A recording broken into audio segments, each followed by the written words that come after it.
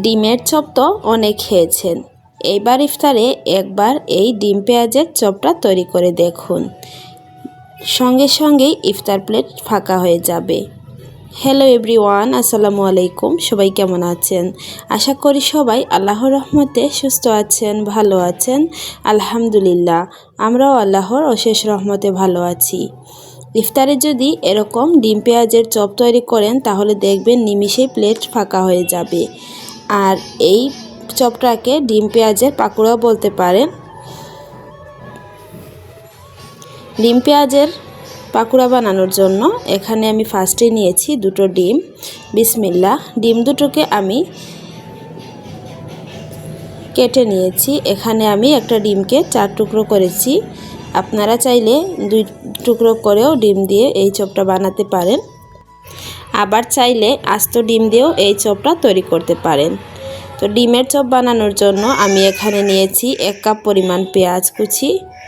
এখন আমি পেঁয়াজের মধ্যে দিয়ে দিয়েছি হলুদের গুঁড়া 1/2 চা চামচ, লাল মরিচের গুঁড়া 1/2 চা চামচ, আর দিয়েছি চাট মশলা 1/2 চা চামচ। এখন দিয়ে দিলাম কাঁচামরিচ আমি এখানে 4-5টার মতো দিয়েছি। আমি এখানে ডিম চপটা একটু জাল জাল করে তৈরি করব, এর জন্য আমি লাল মরিচের গুঁড়া এবং কাঁচামরিচ দুটোই ব্যবহার করেছি। আপনারা চাইলে একটি ব্যবহার করতে পারবেন। এখন আমি এর মধ্যে দিয়েছি স্বাদ অনুযায়ী লবণ। এখন হাত দিয়ে ভালো করে পেঁয়াজটাকে এভাবে আমি মেখে নিব যতক্ষণ না পর্যন্ত পেঁয়াজটা কিছুটা পরিমাণ নরম হয়ে আসছে। তো দেখুন, এভাবে মাখাতে মাখাতে পেঁয়াজটা অনেকটাই নরম হয়ে এসেছে। এখন আমি এর মধ্যে দিয়ে দিব বেসন। আপনারা চাইলে বেসনের সাথে ময়দা অথবা চালের গুঁড়াও ইউজ করতে পারেন। আমি শুধু বেসন দিয়ে এই চপটি তৈরি করব। এখন আমি পেঁয়াজের সাথে বেসনটাকে ভালোভাবে মিশিয়ে নিচ্ছি। বেসনটাকে ভালোভাবে পেঁয়াজের সাথে মিশিয়ে নিতে হবে। এই পর্যায়ে একটু মনে হবে এটা শক্ত শক্ত, কিন্তু এভাবে মিশাতে মিশাতে কিন্তু অনেকটাই সফট হয়ে আসবে।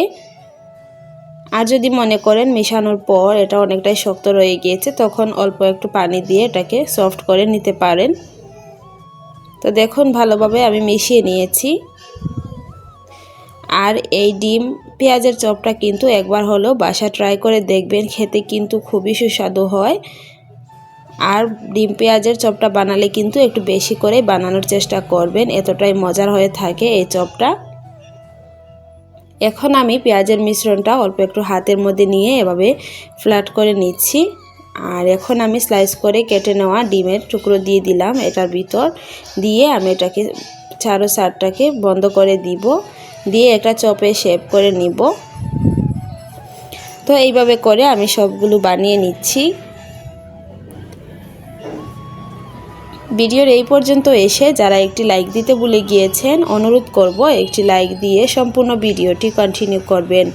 আর আমার চ্যানেলে যদি নতুন হয়ে থাকেন, আমার ভিডিওগুলো যদি আপনাদের কাছে ভালো লাগে, তাহলে প্লিজ আমার চ্যানেলটিকে সাবস্ক্রাইব করে পাশে থাকা বেল আইকনটি অলে প্রেস করে রাখবেন।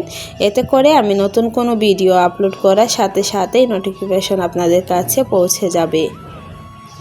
তো দেখুন, আমি সবগুলো এভাবে বানিয়ে নিয়েছি। এখন এগুলোকে আমি তেলে ভেজে নিব। আর খুবই সহজেই কিন্তু ঝটপট এই নাস্তাটি ইফতারে আপনারা তৈরি করে নিতে পারবেন। চুলায় একটি ফ্রাই প্যানে আমি তেল হালকা গরম করে নিয়েছি। আর এখন আমি একে একে ডিমের চপগুলো দিয়ে দিচ্ছি।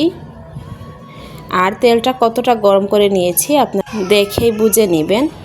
তো এইভাবে করে আমি 2-1 মিনিট ভেজে নেব। যখন এক সাইডটা হালকা কালার চলে আসবে তখন আমি চপগুলোকে উল্টিয়ে দিব।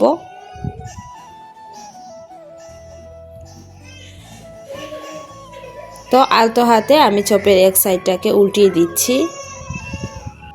আর এইভাবে করে আমি চপটাকে ব্রাউন কালার করে ভেজে নেব। আর চুলার আঁচটা কমিয়ে আমি চপগুলোকে ভেজে নেব। এতে করে কিন্তু চপগুলো অনেকটাই ক্রিস্পি থাকবে।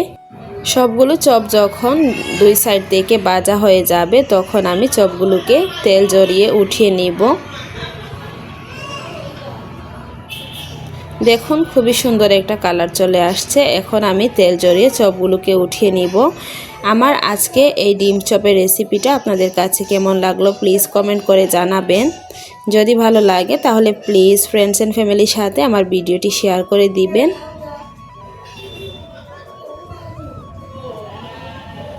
সবাই অনেক বেশি ভালো থাকবেন, সুস্থ থাকবেন। দেখা হবে পরবর্তী কোনো ভিডিওতে। আল্লাহ হাফিজ। আসসালামু আলাইকুম।